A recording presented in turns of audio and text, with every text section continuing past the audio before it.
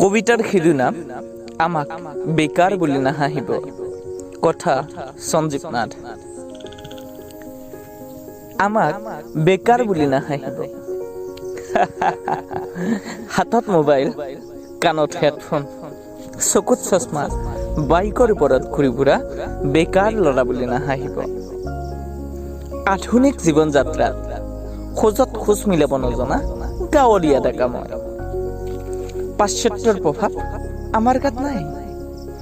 বিলাসিতাৰ সপোনত ডুবি পাৰ নোপোৱা নপতা ফুকন আমি নহয়। মা দেউতাক খুহি কৰা জীৱন যাত্ৰাই হৈছে আমাৰ কণ। বিনা দোষত কেতিয়াবা দোষী হৈ পৰিলেও মৌন হৈ থকাটো উত্তম।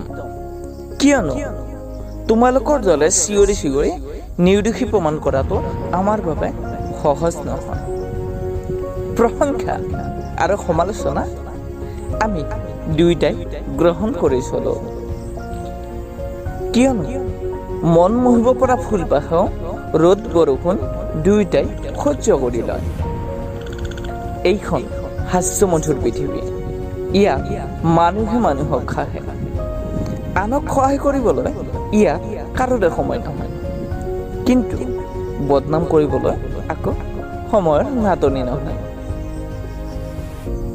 মুখ থাকিল বুলি যাৰে তাৰে বেয়া গুণবোৰ গাই নুফুৰিব, কাৰণ মুখ সকলোৰে থাকে আৰু বেয়া গুণ আপোনাৰো থাকিব পাৰে।